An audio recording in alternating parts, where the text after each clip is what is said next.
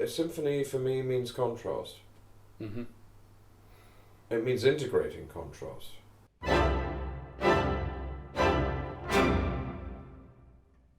You see, my piece has always been about people. The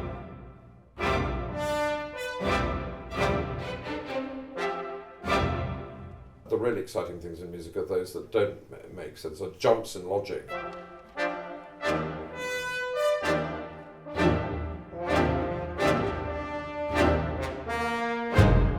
You don't have to have the same viewpoint as ever, by the way, I feel, as the composer does. The composer is the first listener to the piece, that's all.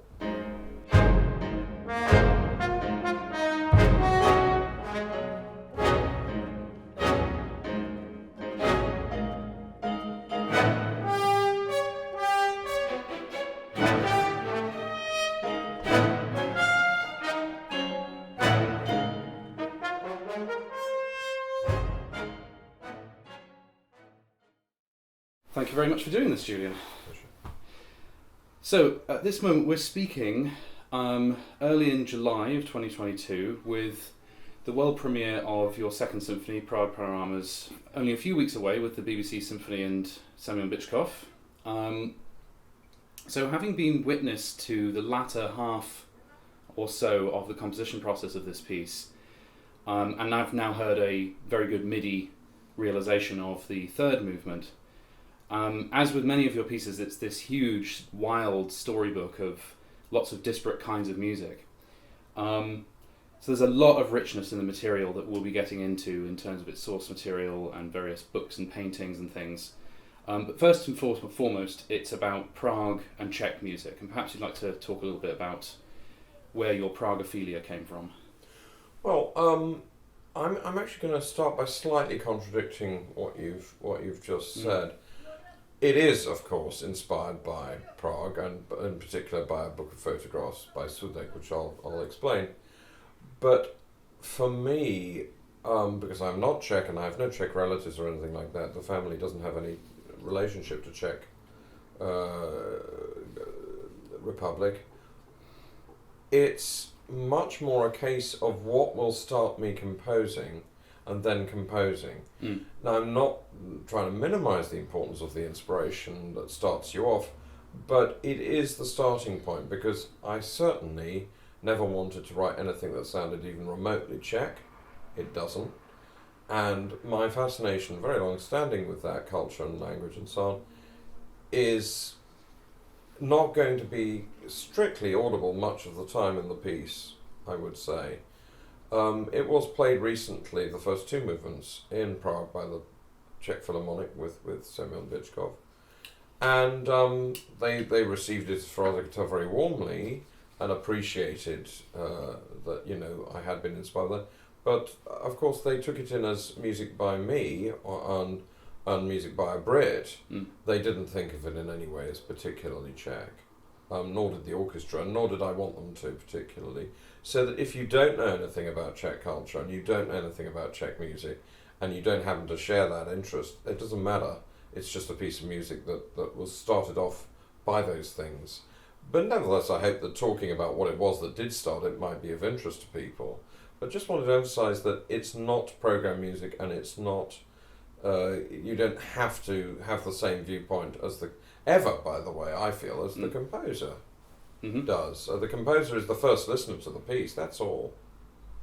What do you think was the first piece of Czech music you ever heard? That's a very good question.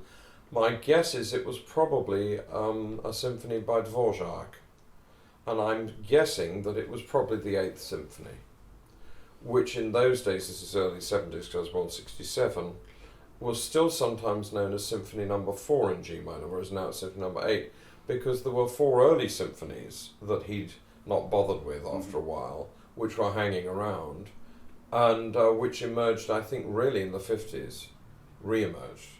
And in fact, we had loads of recordings of Czech music from mainly Supraphon. And my dad was particularly keen on collecting from that label, and he had loads of those things. So I can't tell you which performance of the 8th it was, but it was the 8th Symphony of Dvořák, Also then the New World Symphony, obviously, which is very famous. I also knew certainly most of Mavlast of Smetana, particularly obviously the most famous one, the Vltava, the second movement, and I loved the narrative of that. My parents explained to me, this bit's the bit with the river, this is the bit with the village dancing, this is the bit with twilight, moonlight, whatever, da da da da. Then there's a bit with the storm and rapids and so on, and I used to love following that. Of course, for a kid, that's, you know. And I obviously knew that pretty well because I can remember age 6 running around the school playground, running that piece in my head already. So it had gone in a long time before. And he also had, and this is curious, a supraphon, I think it was maybe in Panton, but I think it was supraphon recording of medieval Czech hymns, and including 2 hymns of the setting of the medieval text, Svatý Václave, which is the saint we call St. Wenceslas. And these, although they are not the Czech national anthem, either of them, they were proposed at one point as it was suggested they might be. They actually have a rather nice secular song as their national anthem. But so I knew those before I knew the Svatý Václave hymns before I knew God Save the Queen, which is strange. And I used to love looking at the record, because these were records. In those days it was records. They had these wonderful big covers which with lovely illustrations on them.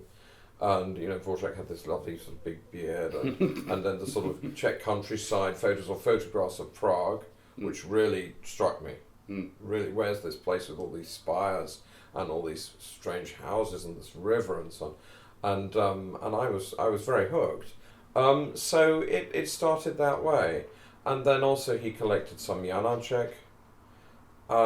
Martinu I discovered later on, I'll come back to that, on my own, through local library, and Suk also that way. I don't think my dad had any Suk, I don't remember any. So it was mainly the famous classics of Czech music, but from a very young age. Oh, and also he loved the American string quartet of Dvorak, and he loved the cello concerto particularly very much. Also, he loved the Slavonic dances, which I first knew. He had a recording of them as a piano duet. So I knew slightly later the orchestral version, which he bought, but I actually had the piano duets, the first thing I think of when I think of the Slavonic dances, and I loved those too. So it went in very early, but it's totally unconnected with my family. My family comes from a mixture of, my mother's side is at Blackpool via Great Yarmouth, I think. And my father's side is Lithuanian Jewish. It's nothing to do with the Czech culture in that sense. So it was just intuitive. So Prague was this place that you were seeing on illustrations of LPs, and up until earlier this year, you'd never been there. Well, this is a very funny story. I didn't realise the political situation as a kid. They didn't explain to me what the Cold War was until, I think actually now surprisingly late on. I must have been about 8 or 9 before I knew something about that. For example, they explained to me what the atomic bomb had been, and that there were atomic bombs in this. And I remember how it came out. I saw the opening of the commercial film of 1984, the George Orwell's novel, which began with the exploding of atomic bombs and exchange of, and the idea is that then takes place after those things. And they were talking about this it made one understand these were catastrophic bombs. And I said, I remember, that's nonsense, that. And they said, no, it's not, it's actually happened. And I didn't know. That was the first I knew about that. And then that was the occasion on which I learnt what the situation was in terms of the way the world was divided.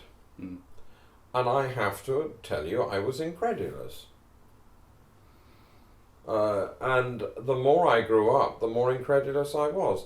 That, you couldn't go beyond a certain point in West Germany, really. This seems bizarre, but when I was both at school and music college, university, whatever, I never met anyone from Czechoslovakia, as it then was, Hungary, Romania, Poland, no, let alone Russia, absolutely never, ever, ever, nor China. so that one grew up in a very different kind of world, and the audience that one expected to hear one's music was also quite specific, because one knew that the kind of music I was interested in was in many of those countries either discouraged or actually banned. Mm. I did an interview with Jonathan Harvey for a place at Sussex University in October 1985, and he had just come back from doing the reading panel for the Ensemble Lada Contemporain in Paris, and there'd been a whole load of scores sent in by the Union of Composers at Soviet Union, and that had been very dismal, very square, conventional, old-style stuff that was really, dead. I mean, it was, non-inventive. One knew at that time that composers in the Soviet Union who didn't write that kind of official music, like Gubedun, Schnittke, Denisov, and people like that, were having a lot of trouble getting money for their performances, getting played at all, just surviving. They were known rather as the Soviet underground composers, and they were promoted in this country as such. And so one felt rather keenly, bearing in mind that the Iron Curtain is, remember, extended right the way through to a good half of Germany, that one felt privileged to be able to write whatever music one felt like, from the most conventional to the least. And in a way, one felt it was a pleasure to exercise that freedom. It led to a situation which again seems bizarre, that all those countries that were behind the so-called Iron Curtain seemed very, very far away. And the story I always tell about this is that as a kid, I went to school I lived actually round the corner from where the Czech ambassador resides, which is in Hampstead. The embassy is not in Hampstead, it's in Notting Hill. But the ambassador's residence since the 50s, I think, has been a large house in Hampstead. And, one knew it was there because one saw the flag and so on, and it said, there was brass plate. But, it may as well have been 10,000 miles away. You were never going to see it. You were never going to have anything to do with anyone around there at all. There was this total barrier. And so it made the Czech Republic, for example, Czechoslovakia as it then was, seem something sort of very out of reach. And probably that may, to a young man or kid rather, have seemed quite, sad, but also it made the country seem more mythic. More kind of like a fairy tale, though it was anything but a fairy tale for those inside. And I was aware of that by then. But I never could get there. And then in November, December 89, I remember I had to go to France around the end of that year to see my folks. My stepfather was rather unwell and he was taking some rest abroad. And I took the train across. In those days, pre-Eurostar, it was a bit more complicated, and you took a hovercraft. It seems quaint now. It was a rather sort of juddery experience. And I landed in Calais or wherever it was. I think it was Calais. And then the train to Paris, and then we had to get the train to South France. And as I got off the train and arrived in Paris, there was Le Monde. I bought Le Monde, I think it was Le Monde, it may have been Figaro, which had two bits of news. One was that President Havel had been made President Havel. He was Václav Havel, the writer before then. And the other was that Semyon Bychkov had just died, and they had a very touching epigrammatic text, one of his last, that Beckett wrote in his handwriting on the front page of the newspaper, which shows you the status of intellectual activity in France at that time, that would be on the front page, which is extraordinary. And it also had the very touching news that they had managed to tell Beckett just before he died, he was in and out of a coma, that they'd managed to tell him that Václav Havel had been made president of Czechoslovakia because he had known Havel personally and he had supported him very much when when he was put in solitary confinement in the later 70s, and he wrote a very memorable play which was mounted in Avignon called Catastrophe, trying to draw attention to Havel's situation in a beautifully metaphorical way, very powerful single act play. And so the story goes that he was told that Havel had been made president of Czechoslovakia, and he smiled. He didn't open his eyes, but he smiled. It's a very touching story. And then he died not long after that, I gather, which shows you also the extent to which it mattered amongst the arts and humanities and elsewhere too, sciences too, surely, that had happened. The sign that Havel was made president of Czechoslovakia was, we knew that wasn't reversible. And then the wall coming down and all that stuff. And this is all very much bound up with, because I was 22, I was writing Korovod, which I'd had the idea for, I think, the year before. And Korovod, of course, or it should be pronounced Horovod, is very much bound up with folk musics from various parts of Russia, Czechoslovakia, as then was Poland, and also near home like Spain, and also some rave music from here, from Britain. But I mean, the word is Russian, and it was the writing that piece was very much spurred on by the sudden unfreezing of all this Iron Curtain area.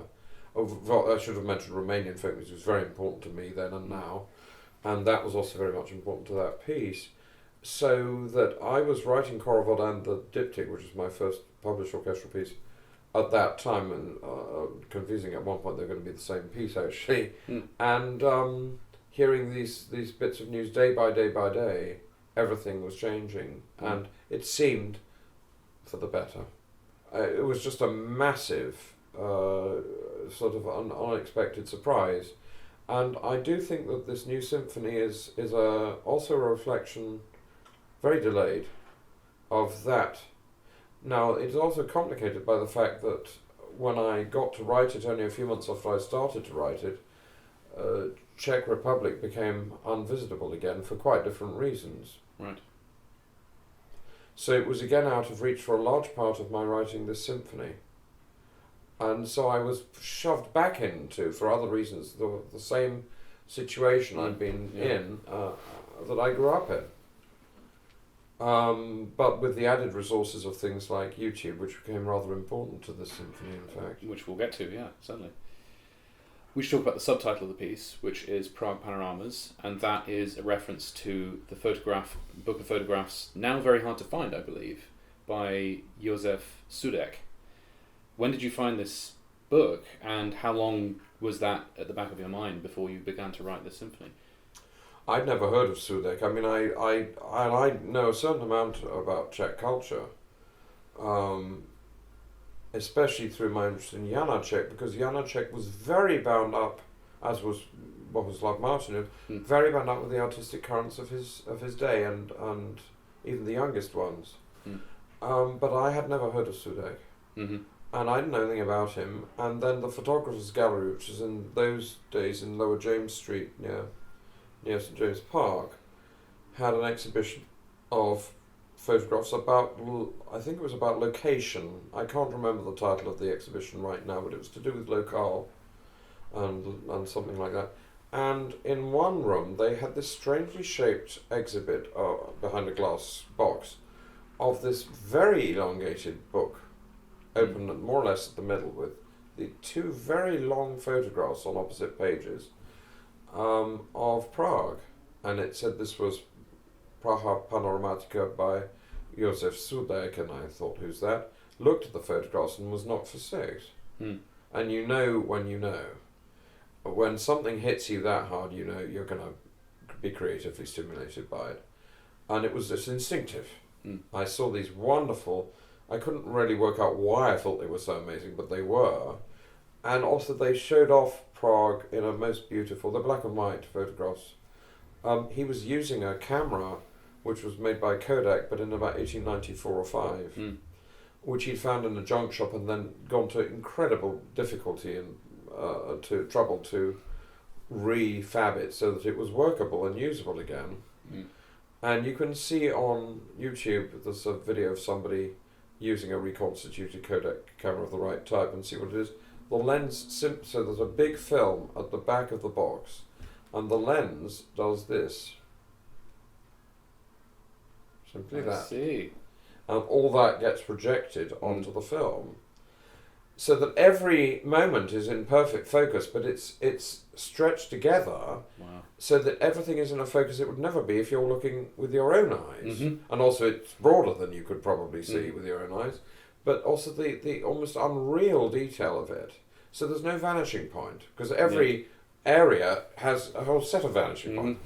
And it has the most uncanny effect when you see it. It sort of seems to gyrate and move. Everything seems to be in motion. You seem to be thrust into the landscape. And also, I thought it looked like an orchestra because of the panoramic quality, because an orchestra is 180 degrees as it's laid out on the stage in a kind of huge semicircle. And I thought this looks like an orchestral piece. Yeah. Right. Or rather an orchestral performance. And couldn't this be a piece? And so I then went straight home, 2005 I think that was, and in the internet of those days, this is, I think, the first years of broadband, yes, went to try and find the book and found that the first edition went for horrible sums of money, and it now goes for even more horrible sums of money. And then Semyon Bychkov became, whom I knew separately. We'd met in 2009 through our mutual friend Jinu Beth, and he had taken a very generous interest in my music, and he'd begun to ask me for a new orchestral piece, because the one he'd played, Fantasia, was not written for him. It was written for the Cleveland Orchestra, but he gave the European premiere brilliantly with the National Youth Orchestra at the Proms, 2010. And he then said, about, I think, 2 or 3 years later, would you write me a new large orchestral piece? And I was delighted and said yes. And then, I don't know what the dates are, but he was appointed chief conductor of the Czech Philharmonic. And then another coincidence that I got to know a composer who I thought was British, and whom you also know, called Philip Dutton. But when I got to know him a little better, we got talking about Janacek, and he immediately pronounced the name as Janacek. And I said, how do you know how to pronounce that so well? And he said, well, actually, I'm half Czech. And he was in touch with me about the antiquariats in Prague, these wonderful old bookshops with have all kinds of things piling around in them. And then I said, now, is there any chance of Prague Panoramas? And he said, well, I don't know about that, that's more rare. And I said, well, I'm not looking for a first edition, I couldn't afford it, but one of the 90s editions. And suddenly he phoned me and said, it's in this bookshop here. I found it, and it's going for quite a reasonable price. And he brought it back. So about, whatever that is, something like 13 years after I first saw it, I had possession of a copy of this thing, which is one of my most prized possessions. It's wonderful, and I then spent hours and hours. It's much bigger than I remembered. I'd forgotten. It's about 300 pages, and that was around the time Bychkov asked me so shall we now make a move on this new orchestral piece? And I said yes, I'd like to, and I would like it to be on this topic in some way. And he said yes, and it obviously fitted in with his situation with the Czech Philharmonic, and that's how the project started. So I think it's a good point to talk about the actual notes of the music and the actual things that are in it. And so you've already talked about the hymn Svatý Václave, of which there are 2. How do these get used in this piece? Well, at first I had no intention of using them because I'm not Czech, and even though I've known them since I was very, very young, but they just popped up. I mean, I know them very well, and as I was writing the piece, very early on actually, the first one popped up, then the second one popped up, and I didn't stop that. It seemed quite natural, and it was a part of my background in a very strange way, so I let them in. And once I let them in, they crawled all over the place. And I told Czech friends of mine that this was happening. I said, would this be in any way viewed as insulting or presumptuous that a Brit composer, and they said, no. I think they'd be surprised that you know them, and certainly happy that you like them. I think that would be taken in good part. And it was, when it was finally played in Prague, it was taken very nicely by the Czech Philharmonic that I was using those. They recognised them, of course. They're very well known. And they were fine about that. They liked that. They thought it was, again, they were a bit surprised but pleased that I took such music seriously and knew it well and so on. So the two hymns, forgive my voice, composer's voice, but so the two hymns go like this. So one is, I'm not going to sing them in Czech because that's too embarrassing, I would get it all wrong. But one is, and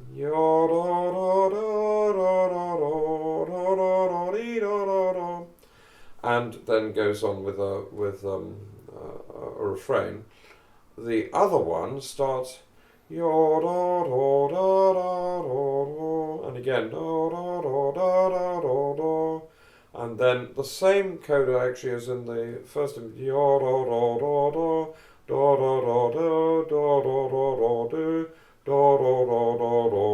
That last line is to the words Kyrie eleison.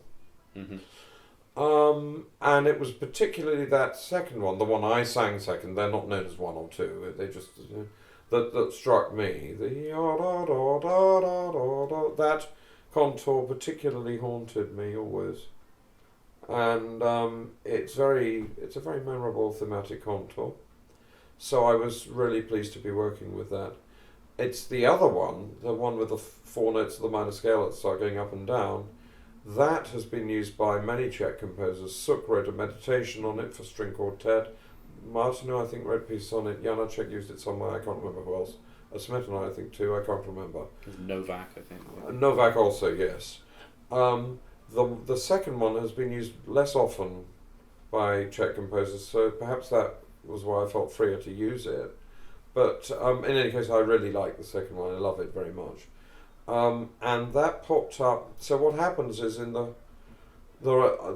why it's three movements, I'm not quite clear, but fairly early on I decided not two movements, not one continuous movement, but three. I needed breaks between them. I needed to have substantial slabs of time to play with, and then to have a break where you clear the air a bit. So the image of the first movement loosely was to do with building bridges, because of course Prague is famous for its bridges, particularly the big famous bridge, and with all the sculptures on it and so on. And that's one of the things that gave me the idea for these very strong, loud, forceful chords separated by silences. I mean, if you want to be literal about it, like driving a stone into the water or so, I don't know. But in any case, bang, and then a silence, and then bang, and bang.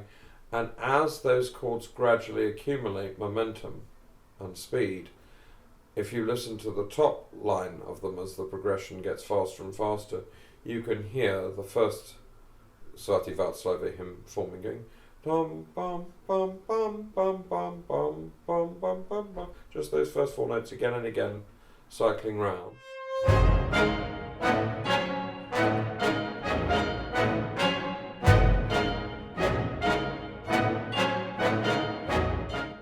And then in the gaps between those explosions of chords, other melodic ideas crop up in the orchestra, and fairly soon this second Svatý Václave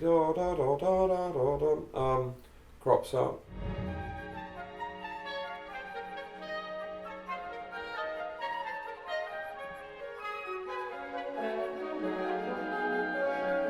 And that then begins to dominate rather. And the last third of the first movement, it's going in many layers at once, and a sort of massive counterpoint.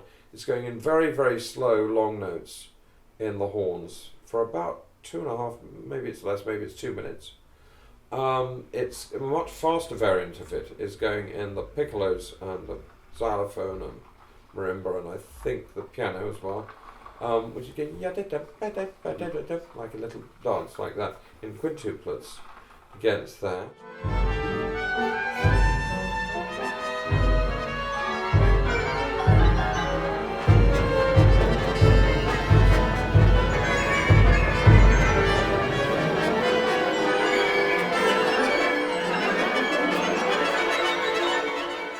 and gradually that accumulates, and then as that gradually coalesces into the middle register, there's a huge explosion of bells. Of course, Prague is notable for its church bells. All the churches, so many of them anyway, have bells. I'll come back to that point because many of them also do not for a very particular reason. But they do still have lots of these wonderful bells, and you hear them ringing and so on. And I heard that on the internet, on YouTube and so on. And I thought I'd like to make a carillon of the second Svatý Václave hymn, and that happens in the brass, and they play an 11-part canon on it with very bell-like chords, which then move in parallel. They start together and then they get out of sync, and each time they land back on the original chord, there's a big explosion of bells and tubular bells and tam-tam in the orchestra.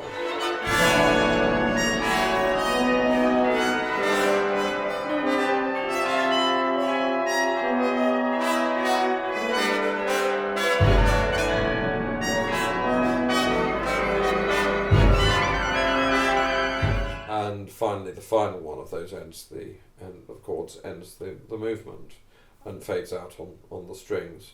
So that was really the first appearance of bells as an idea in the piece, and that's when I began to suspect that bells, which I've always loved bells anyway, that bells might play an increasingly important role in the work. I did not at that time foresee quite how important.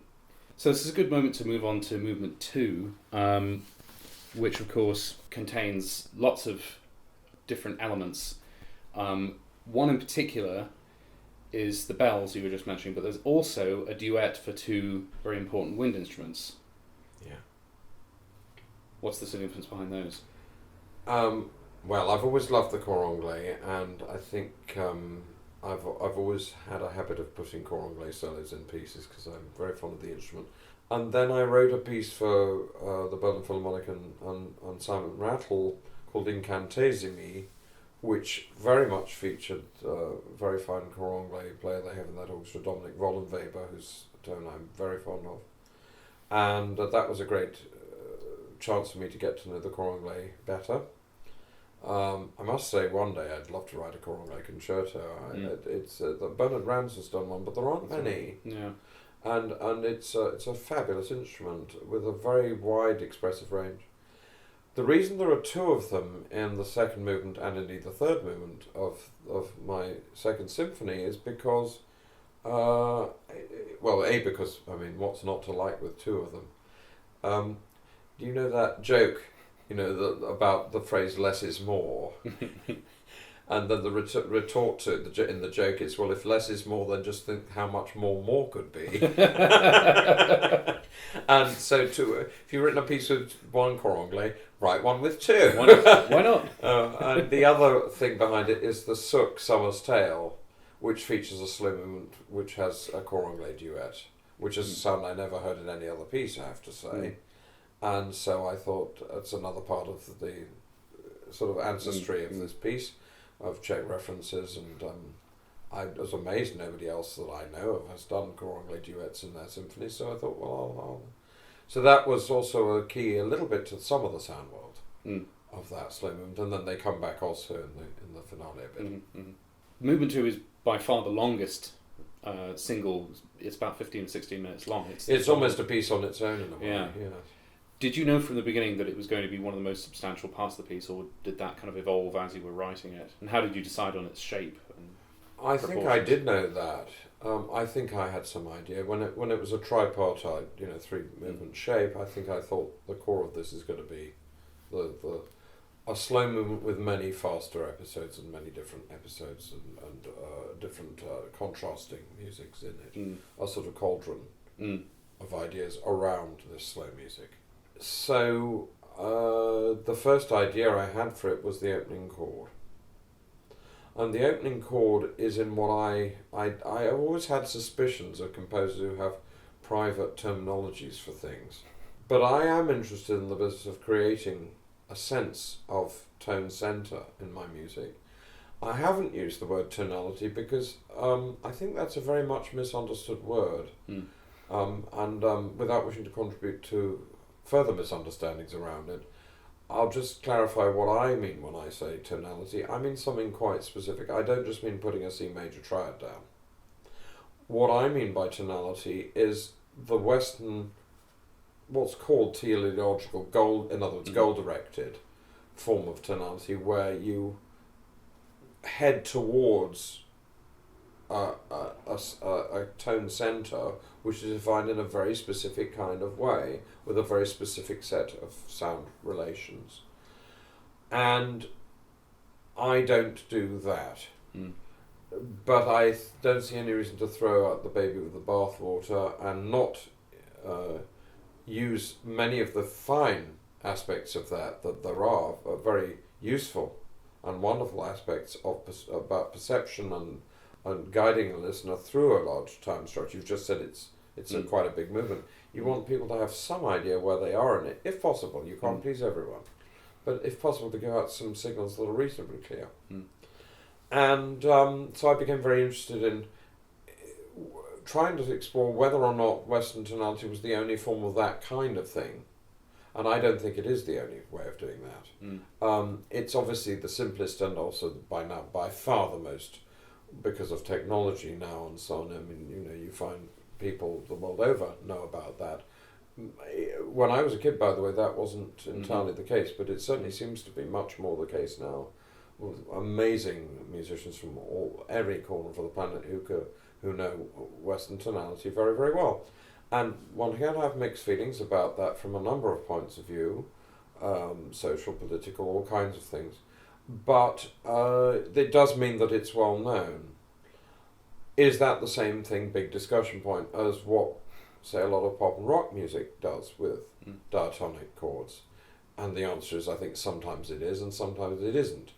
I could do an analysis of Day in the Life by the Beatles, showing that actually does use goal direction, as well as also disrupting it, because of course that song is actually two songs that previously existed that have been intercut and montaged. But I think the final chord of it is clear that that's what it's going to be. You just don't know how it's going to be arrived at. And the journey by which it's arrived is quite interesting, because it includes noise. Oh, okay. And because they were very interested, the Beatles, at that time in avant-garde. And there's an influence of Xenakis and Stockhouse and so on in that album, and in that piece particularly, possibly also John Cage a bit. And so you have this kind of tonal, sort of modal tonal framework, which is constantly being invaded by other sounds, and yet it still lands at the home key at the end very dramatically. It's a stunning ending, I think. So I thought, well, there are different ways in which I'd like to work with that, and I started doing that a long time ago. Korovod already does that with the note C, and I wanted it to be clear that that was in C, so there's a very simple way of establishing that. You just play lots of Cs in octaves. I mean, I wasn't very sophisticated about it. There's no mystery here. If you want people to get C, it's important to bang C out again and again, and that's what I did in that piece. And it's banged out at several points, and so here it is. Then, of course, the question is, well, how are you going to move away from that? And I won't go into how I did that in that piece, because that's not relevant to this symphony. But in the case of this symphony, by the time I was writing this piece, I developed another idea. As I say, forgive me, because it's going to be a bit of private terminology here, and I'm always suspicious of that. But anyway, I can't think of a better term for it. So, I got rather involved in the 80s and 90s in something called spectral music, which is music using the acoustic properties of sounds, and it's much more elaborate than that, but anyway, because you could say, oh, any music does that, but it's quite specifically taking advantage of the detailed perception of sound, and also of the computer analysis of sounds as well, investigating inside sound to produce creative musical work.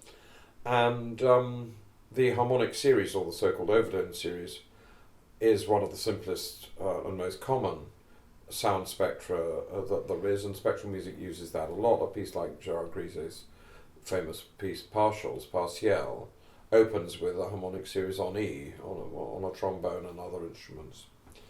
And again, it's a very useful way of establishing a tone centre.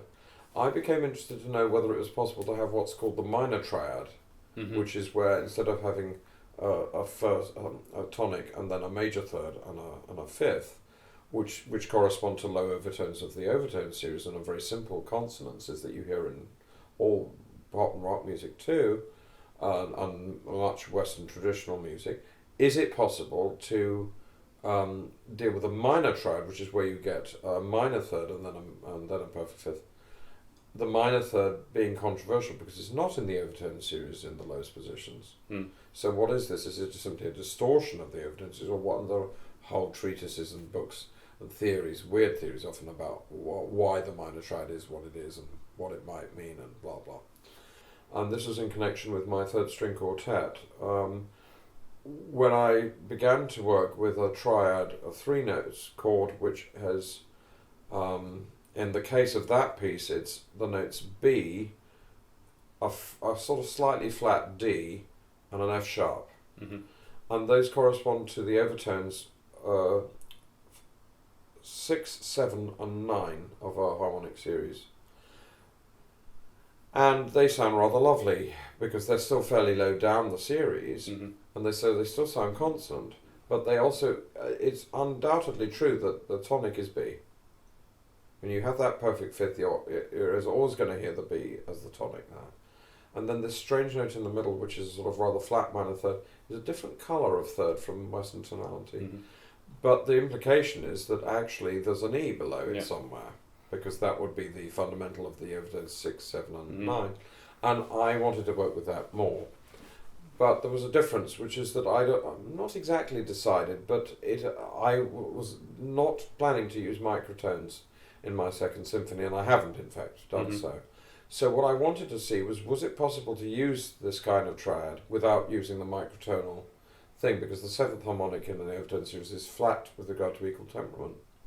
So what do we do about that? And so I thought, well, I'll just go with it and have it in equal temperament and see how that goes. So the chord that starts that movement is in what I call A minor, but it's a spectral minor. But it's that kind of formation, although it's actually got more notes in it than the one in the quartet. So it's roughly speaking A, which is a 10th below middle C.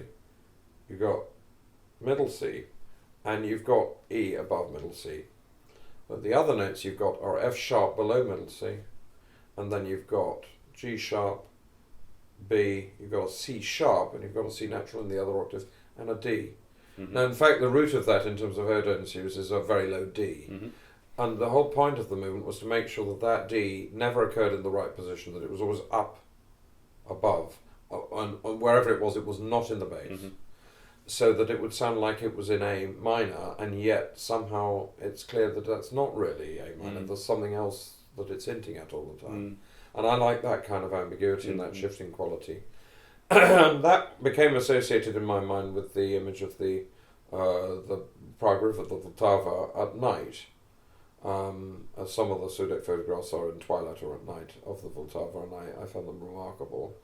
And so it's associated in my mind, for what it's worth, with that. So the movement opens with that sound, and variants of it recur from time to time throughout the movement as a kind of tonic.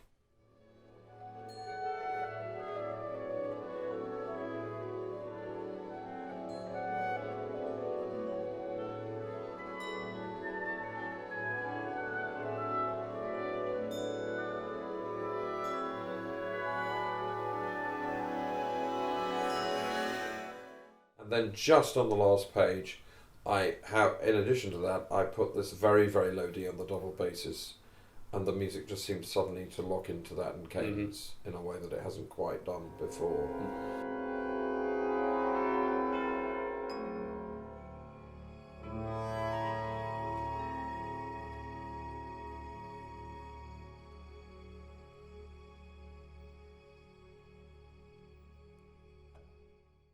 But I saved that literally for the last minute of the piece. That's the last sound you hear in that movement. So I knew I was heading, again you see it's Golden Rate, I knew that was going to be held back till there.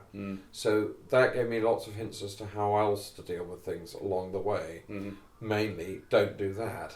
Do something else, which etc. And also that the movement, because the first movement had been very much around keys of C and G and F, and often with major thirds, and perfect fifths and things, so triads on those keys, that the slow movement would be more in the minor. And that then gave me the idea to use bells, because the spectrum of bells has minor thirds very prominently in them. They're what's called non-harmonic or inharmonic spectra, and the main way that they exhibit that is by having a minor third low down rather than a major third that you find in, say, in a resonance of a string instrument or the piano or whatever. And that's when I thought, well, okay, so bells are going to feature in this bit. So you've used a sonogram of a bell in this piece, a very particular one from Prague, and this is a great story, so I'd love you to tell this story. Well, it's partly a product of the lockdown. So I began this piece in the autumn of 2019, and had life not gone incredibly peculiar, I would have finished it by about June 2020. It was scheduled for the premiere at the Proms August 2020, and then the lockdown happened. And I'll just quickly say, so what happened was, due to Maestro Bychkov's connections with the Czech Philharmonic, I suddenly got an email from the Czech embassy saying, would you come to dinner at the Czech ambassador's residence in Hampstead? I thought, oh, at last. After all these years, I'm going to see that place, that I never went in. And so I thought, oh, funny one. Okay. And it became clear that it was in connection with Semyon Bychkov and this commission, and which was for the Proms, and also the Munich Philharmonic and the Cleveland Orchestra, and the Czech Philharmonic wanted to play it, which was lovely. And I came to this dinner, which was a lovely dinner, and they were Ambassador Libor Sečka at that time was very friendly, and everyone was very nice. And they were going to fly me over, and eventually in January I got a phone call from the third secretary, who was very important, and also who'd gone through the book with me, the Sudek book, and explained a lot about the photographs that I was using. A guy called Andrzej Hovardek. He phoned me and said, well, we're going to fly you over, which I knew they had an intention of doing, but then it was going to happen. And I, for various reasons, I couldn't go until later March 2020, and so that's when I was booked to go. And of course I never got there, because that almost to the day, that was when we were all locked down everywhere. I had already started sometime in 2019, because I was planning to go to Prague and I was writing this piece, and just because it was there, watching a YouTube channel called The Honest Guide to Prague by Janek Rubesh and Honza Mikulka, which appealed because they were so different from other tour guides. They didn't want to restrict you to the famous bridge and the famous castle and the this and the tourist mile. They were going outside that and trying to encourage also tourists to behave better, frankly, in Prague than tourists often did at that time, with all those awful stag parties with people getting drunk and so on, and causing a lot of trouble, actually. Over-tourism was a big problem in Prague, and they were very concerned about it, but they were also very concerned about tourists not having horrible experiences while they were being scammed, which was a problem at that time, big problem, or having bad exchange rates and so on. They ran a whole series about that. It was just this funny mix of culture, of scam busting, of history, architecture, all kinds of stuff. And one of the worst things in Prague at that time was these damn love locks that people attached to really historic old bits of metal on the bridges and things everywhere. They'd attach these blasted love locks because they were on their honeymoon or whatever and so on. And these were quite expensive things, by the way, which were then defacing these historic monuments. I mean, awful, really. And at one point, Rubesh and some friends took round some pliers and cut them all off. Oh, brilliant. Which is great. And of course they had to keep doing that because the tourists kept putting more back in. Awful. And so finally he mounted an appeal. He pointed out that there was a church nearby that had a bell that was melted down by the Nazis in Nazi occupation in the war, and that he wanted to crowdfund a replacement bell, finally, for that church after all these years. And he said, if you all donate the equivalent of one of these wretched love locks, the price of that, we can turn love locks, as it were, into an actual bell, which will always be there.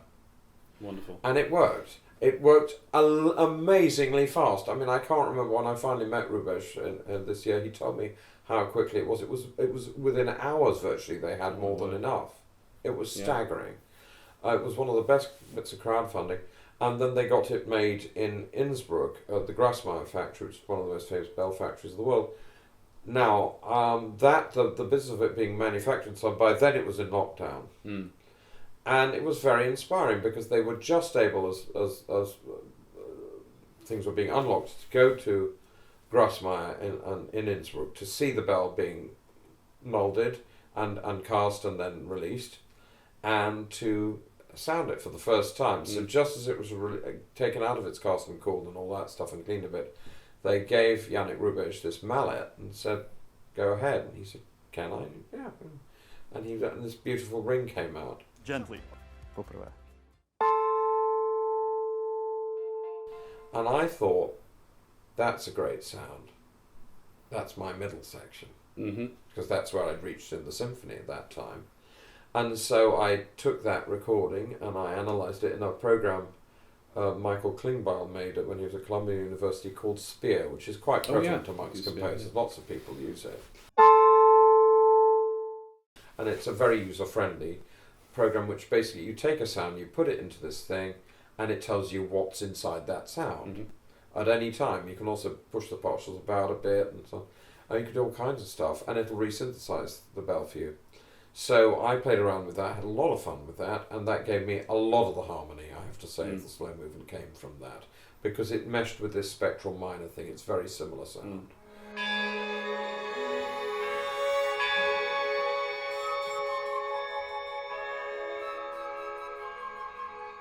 So I was able to meld it with the spectral minor stuff and make melodies out of it.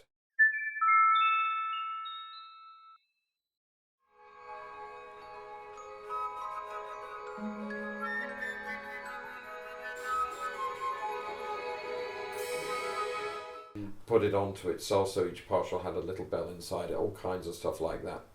Many of these are familiar techniques from spectral music, but I use them in a very different way because I was not using microtones in this piece, whereas traditionally spectral composers use all kinds of different tunings.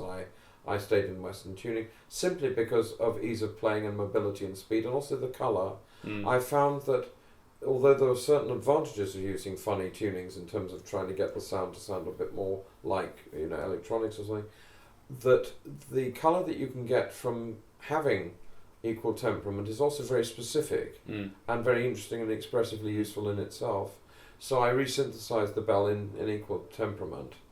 Now, many, many months later, when the first movements were being played in Prague, I had the honour of meeting Yannick Rubesh and Hansa Mikulka, and you can see on their Twitter feed some photos of the meeting we had, which was delightful.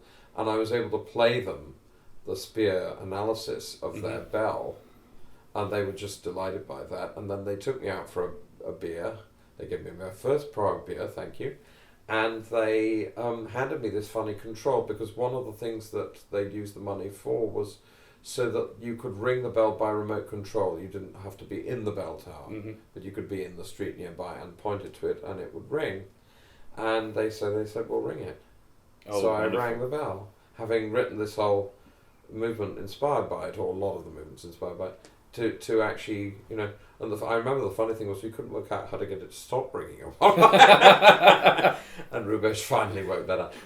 They were two utterly sweet, lovely people. They were really, really nice, and it was a big thrill for me because I followed their work in detail.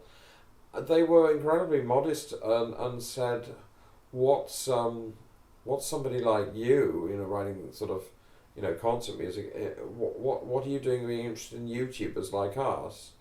They kind of sort of, and I said, and I would say this all, I mean, I don't, YouTube's wonderful in many ways because it actually de-snobs people. I mean, it's just that. It doesn't matter whether it's, you know, the most esoteric symphony by, I don't know, Sarabji or somebody. Malipiero. Yeah, whatever. You know, all kinds of stuff is that, for, you know, that sort of cats eating golf balls or what, you know. People falling off play equipment. You know, whatever, you know, anything is that. And you never know what you're going to come across next, which is like being in a giant library. I mean, it's just great because I used to love libraries as a kid, and what I really loved was browsing. You know, there's chapters about libraries in Borges, about fantastic collections. I remember that feeling. I lived very near the Swiss Cottage Library, which is a great building by Sir Basil Spence, beautiful design, and I used to love roaming around that and roaming from one area to the other and so on.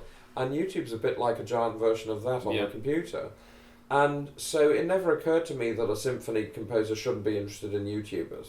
I mean, why? I mean, you know, just since there are probably more symphonies on YouTube than anywhere else now. Yeah. You know, what's the problem? So they seemed slightly surprised to find somebody like me being interested in what they do. But I said, well, why on earth would I not be?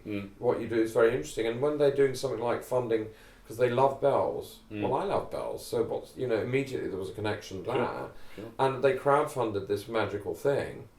Now, what they've since told is, and this is on their channel, is that in fact the Nazis took away very large numbers of Prague bells. It's a staggering number of more than 9,000, I gather.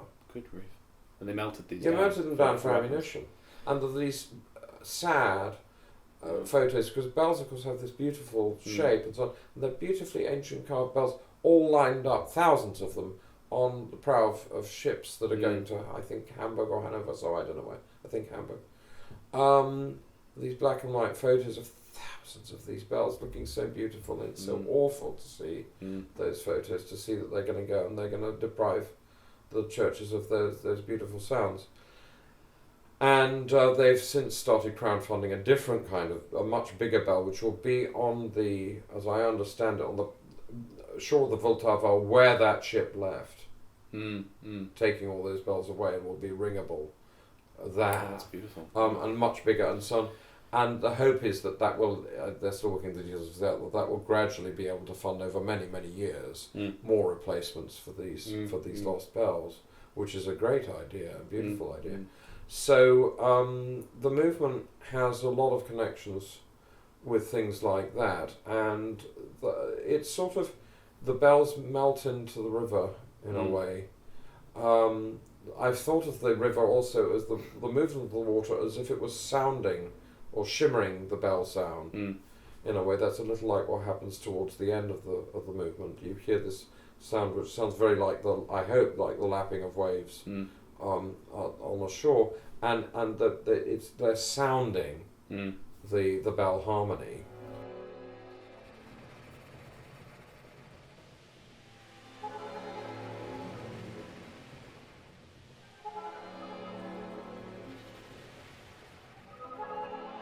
So metaphors like that, but again, as with the rest of the piece, you don't have to know anything about bells to get the movement, I hope. But I did include in the score 2 church bells, one of which is at the exact pitch of the so-called honest bell in St. Havel's Church. So when I was able to play them the extract from the Munich performance of the first appearance of the bell, Munich Philharmonic told me that the bells they were using were made by Grassmeyer. The same foundry. Wonderful. Same foundry, and they sound. I mean, the G sharp one, which is the pitch of the St. Havel bell, the honest bell in Prague, sounds just like it. I mean, I can't tell the difference. So it was a touching moment to play that, just to play them the recording of that, and for them to just hear like their bell in a piece like that. It was great fun. So the third movement is another very energetic movement. But it begins with this gigantic sort of storm cloud of sound. What's in that storm cloud, and why put that before the rest of the music? Well, because the music has gone to sleep at the end of the second movement is a nocturne, and effectively the music goes to sleep at the end of it. You can hear it sort of lulling away. And so I thought at the start of the third movement, the finale, that it should wake up again.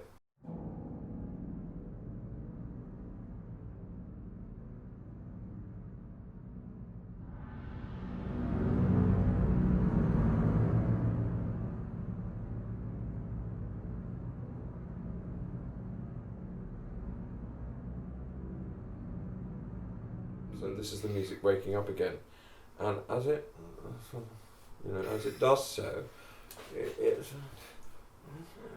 these tunes go around in your head like when you wake up.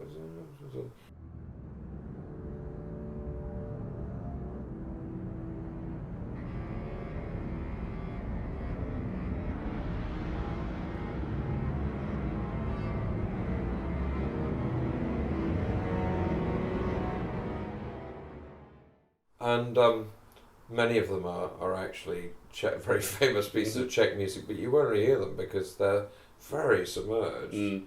There are also pieces, anything connected with Prague. For example, the bit of the Don Giovanni overture is in there. That chromatic bit which goes up and down, it's just so amazing.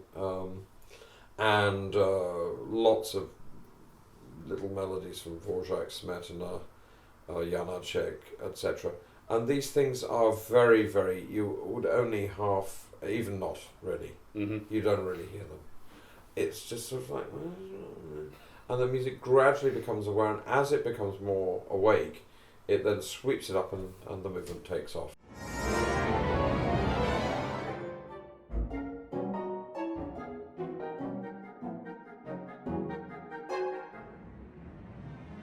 So it's not a collage, but I allowed myself a little bit of fun in mixing in memories of all my favourite Czech pieces, some of them quite obscure, I have to say, but pieces I really love. So one of the sources for this movement was these incredibly funny and wild paintings by Lada, Josef Lada. How did you come across these paintings, and how do they get depicted in this piece? Well, when I was a young man, I bought the novel, The Good Soldier Zweig, which has these very curious illustrations, very thick outlines, very definite, which are by Josef Lada. And then I came across Lada again in connection with the nursery rhymes, that crazy late piece of Janacek called Zrcadla, which was inspired by drawings mainly of Lada, which are again of Czech fairy tales and nursery rhymes, but again with this very thick outlines and very particular graphic style. And I gradually began to get to know Lada's work at the same time as I was getting to know Sudek's. One of the photographs in the Sudek book shows a very famous, it shows a street which has a very famous pub in it, which he used to like to hang out in a bit. And then I formed a connection with these very famous, crazy, kind of cartoon-like paintings that Lada did of brawls in pubs. And they're just so strange because they're really insane, but they're drawn again with these very thick outlines of people and everything in great, almost geometric precision. And yet what's being depicted is complete madness. It's so good. And so the people sort of like in these, but they seem hyperactive, but everything's sort of like that. And there's quite often a brass band playing in the background, apparently oblivious to all this. In one of them, actually, there's a sort of thé dansant going on with some people dancing in one corner. The Brawl is on the other side, totally oblivious. And it's just so funny. And so I thought it'd be nice to have some brawls in my finale. So there were 3 of them. And for that reason, the finale is much less stable in terms of key centres than any other bit of the piece. It goes quite wild at several points and lets rip. And I had a lot of fun writing those bits. There are 3, as I say, and the second one, which is probably the most violent,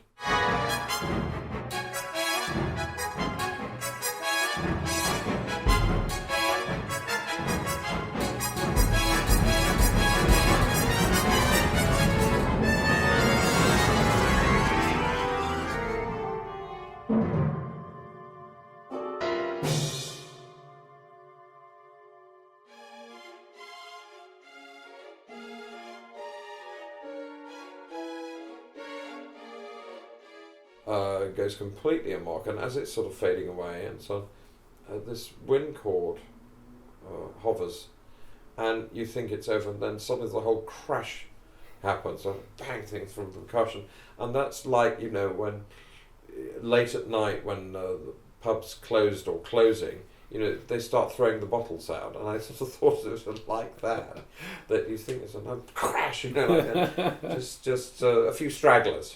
Yes.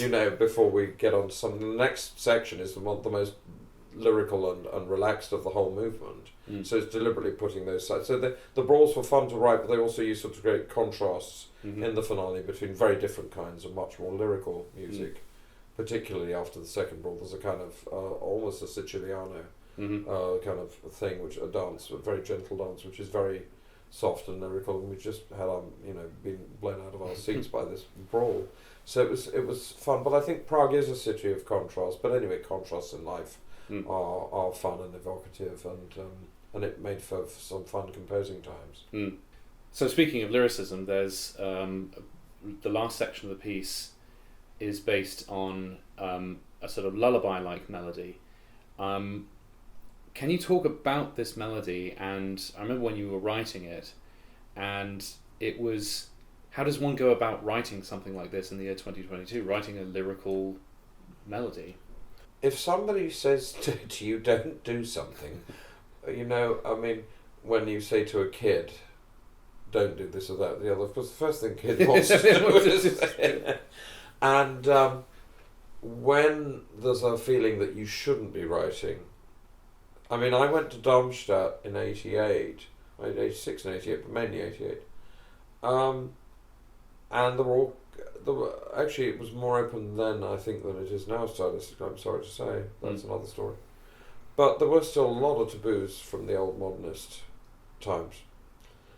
And I remember showing something I'd written to somebody, and they said, you can't do that.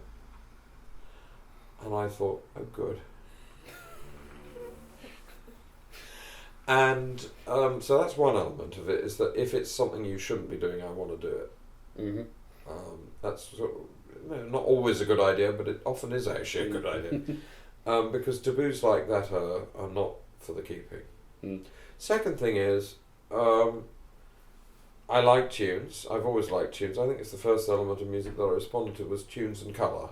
It would be both probably simultaneously. Tone colour is, and I would have put harmony as part of that, by the way, is incredibly important to me. But also tunes. I grew up listening to Schubert, love. My parents love things like the Trout Quintet or whatever, and I love melodic line, and I've always felt inclined to write melodically. And with this case, so many of my previous melodies were very long flowing lines that did not fall into nice neat measures and all that, and that was also fun because it was more like nature or like a river or something that flowed on and on and on, and I enjoyed that freer kind of thing. For this, however, I wanted to, the pieces have been sometimes very varied and quite violent, especially the finale, and I wanted to have for the coda something that was very easy to memorize melody, and easy to remember, and easy to sing or whistle. In fact, I invented it while I was cooking. I would recommend cooking to composers because you can work out a lot of ideas away from the piano and away from anything. I do use a piano when I compose. But it's nice to not use a piano, and it's nice to be able to whistle what you're writing and sing it. And I came up with this melody at the stove. Of course, my first instinct was, you can't use that. And then I thought, good, use it. And then the question was how, and it is a very simple melody, I have to say. And the bet is, from my point of view, and I can't say whether I've done it or not, is it possible to write a very simple, memorable melody that isn't an absolute rotten cliche? Of course, if it's to be recognisable, it must have something in it that is a cliche. Otherwise, you won't recognise it as a melody. Sorry, you just won't. But the question is, how do you deal with it? How do you invent with that? I wasn't going to be lazy about it. I wanted it to be something that I absolutely stood by and wanted to hear in this piece, and that seemed to fit with this piece. And this is what I came up with, was this melody, which is in a kind of G. I won't say major or minor. It's, I suppose, sort of major, really. It's a lullaby. It's in the 3 time. One of the things that concerns me about rock music is a lot of rock and pop music's in 4. And I'm concerned socially a little bit about that 4-ishness. I think 3 is a wonderful supple meter that's been neglected by popular music, rather. And it wasn't neglected by popular music in former times, and hence Johann Strauss, the waltz and so on. But these days, people don't write 3 much. When they write tunes, they don't. And I wanted it to be 3, also possibly for that reason. Anyway, it has a sort of lilt to it. And I couldn't quite work out where the beginning, middle, end of it was. And that also I liked, is that on the one hand it seems very straightforward, on the other hand it never quite knows where it's ending, and then goes into a middle section, and then it comes back again, but you don't, And that gave me a lot of freedom to work with it, and to also sort of then I end up surrounding it with many, many other things.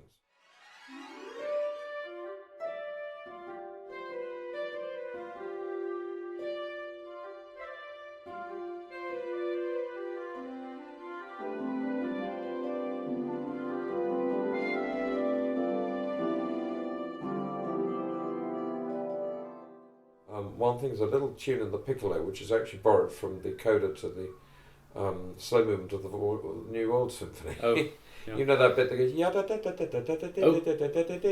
Very famous oboe bit, yeah. And that is in the piccolo, but with quite different rhythm as a counterpoint to my lullaby. And it is that lullaby is of my invention. It's not a pastiche, and it's not a traditional thing at all, and it's not meant to sound Czech at all. By the way, whether it does or doesn't is not my control. It's just a lullaby I thought belonged in this piece. And then I had various the flutes come back with their fugero thing and overtones, series, different kinds of harmony, sometimes quite dark harmony. I could have all kinds of counterpoints. It's a really very contrapuntal coda with many different things going against this thread, which is always this lullaby coming back again and again. Why I call it a symphony is partly because, apart from the fact there's a lot of thematic recall between the movements, the Svatý Václave hymns go through them all and whatever, many other things too, and the third movement in particular quotes the other two movements quite extensively. But also, a symphony for me means contrast. It means integrating contrast. And therefore, if you're going to have any complicated music, I mean sort of dense or hard to discern, then you would also have the opposite. Because that makes your contrast. And so this was part of that as well. And yet also it has connections with many of the thematic elements from earlier in the piece, but it isn't any of them, it's new. And I like in codas of pieces, especially big pieces, to come up with something that you don't expect and that's fresh. And that suggests a new world coming out of the previous music. And for me that was like, it's, you know, if you finish walking in a garden and suddenly you come across, just as you're leaving, you come across a flower you didn't see before, something like that. I don't want to get too arty about this. And that's what that's there for. And also I'd like to think, and I don't see anything wrong with this, as I say, there's plenty of complexity in the piece for those who want it. I don't mind the idea, far from it, that at the end of the piece, the people who've heard it might actually have something they can still sing from it, that they can take away from the piece, if you see what I mean. Why not? I don't see why not. I mean, a very simple example of this, but wonderful. When I was 13 or 14, my stepdad took me to a concert at the Roundhouse, and we heard Silbrière by Harrison Burtwhistle, which is, I still think, one of his finest and most inventive pieces. And it's such a rhythmic and striking and percussive piece, and so incredibly manic, really exciting. But one thing goes through it that keeps coming back is just this note E that's repeated at the start quite a lot, and then comes back in the middle and then at the end and so on. And just the fact that I could go home and remember the piece because I could remember. By the way, there's a funny story about that I was sitting with Ollie Nussin once at a concert, and the concert had a photograph, the front of the programme had a photograph of Silbury Hill on it. I can't remember why. And Ollie and I were writing silly things on the programme because I can't remember why that was. Anyway, he wrote out the opening of Silbury on this coming out of the hill. And they weren't playing? No, they just had it on the programme. I can't remember why it was on the programme, but I still got the process. This is in Lollie's tiny little handwriting, is going. But my point is that you whatever else you can take away from that piece, you can take that away, and that's the piece that went ding, ding, you know. And I wanted to have something that people could take away from this piece, and that's the piece that goes like this tune, you know. Right. And so that's that. Now against that tune, because it's very simple, I could bring back those chords that I hammered out at the start of the symphony, which I hadn't explained. For those who know about music, they're all on the white notes. Now that was another obsession with this piece that came back several places, was whether it was possible to write different kinds of music using only the white notes, which is the notes of the C major scale. So that the simplest as first notes you learn when you learn the piano, for example, and things like that. Is it possible to write fresh music with that? And I'm convinced that it is. And so at the opening of the symphony, I tried to show one way of doing that, and have these big, very aggressive chords in it. And at the climax of the third movement, which is really the climax of the whole thing, those chords come back, but they're not silent anymore between. First they were just these big silences between these loud chords. Now there's more and more percussion noise accumulating, and that triggers the main climax of the whole work, which is a huge explosion of concatenation of all different kinds of things, bell chords, God knows what, all on the white notes. No accidental for that page, not an accidental anywhere.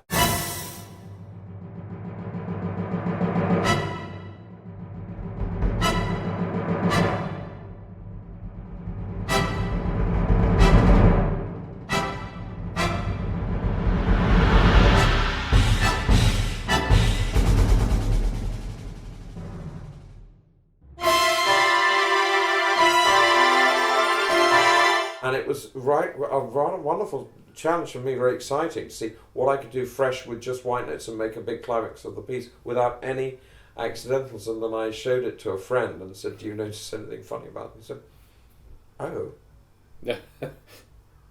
what, nowhere?" And I said, "No, nowhere, no accidentals." And it was a lot of fun to do that. I had a lot of fun with it, and it made the sound I wanted. Now, if it hadn't done, I wouldn't have stuck. Sure. That's always the rule for me. It's all very well having nice ideas like this or that or the other, but if it doesn't sound like the way you really want something to sound, then chuck it. And so and then that also made the lullaby at the end of the piece, which is also a white note, easier to write. It made more sense idiomatically if you see it's coming out of that, because the whole piece had started with the white notes. So here they were again, and then this white note climax, and now I can have this lullaby. And they've gone from chords to yes, line. Exactly. Yeah, I hope it makes sense in a way, but the really exciting things in music are those that don't make sense, are jumps in logic, really. But that can only really be made.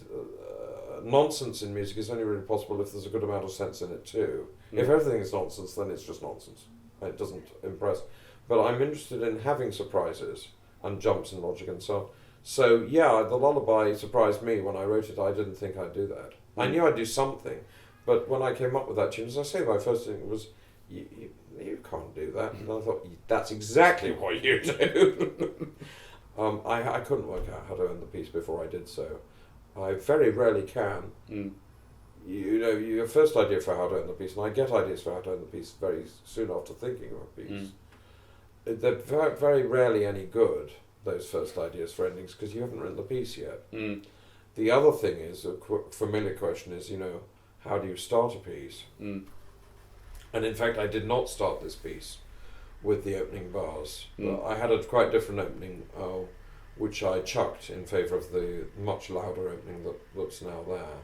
I wasn't convinced by my first opening at all. And you have to get some way into a piece to know how to open it. I think Stravinsky said somewhere that he often wrote the start of pieces very much later because one must know what it is one is introducing. Of course, it depends whether your opening is introducing, because it might not be, but it's an interesting point. It's not uncommon, as you know very well yourself, for composers to write the opening much, much, much later. Sure. Good. Well, this is probably a good place to leave it, I think. This has been so fascinating, and thank you very much, Julian, for doing this, and looking forward to August 5th when we'll hear the complete version of the piece, all three movements at last. Well, I'm looking forward to it too. I sort of pinch myself. This is finally, because the point is that the whole composition schedule got thrown by COVID for many reasons, and the first performances were of only the first two movements. That was in January in Munich and then in Prague in April. So I'm very relieved that we're finally hearing all three of them. I finished the piece in early May. So in fact the other news is this: I thought I wasn't going to see Prague until I'd finished the work, but actually I even composed some of it, a little bit of the finale in Prague. Oh, wonderful! Which was nice, because I was staying in a hotel with a lovely view, and that was fun.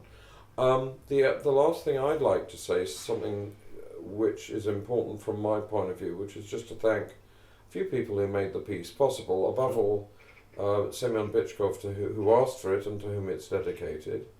Obviously the BBC Proms, who were generous in commissioning it, the other co-commissioning orchestras, the Munich Philharmonic and the Cleveland Orchestra, and the Czech Philharmonic, who played it so wonderfully in April, the two movements. My friends at the Czech Embassy in London, who've been so kind, also the current ambassador there, Madam Chataudova and Mikhail Zhislavsky, who is the new Third Secretary, has been terribly helpful.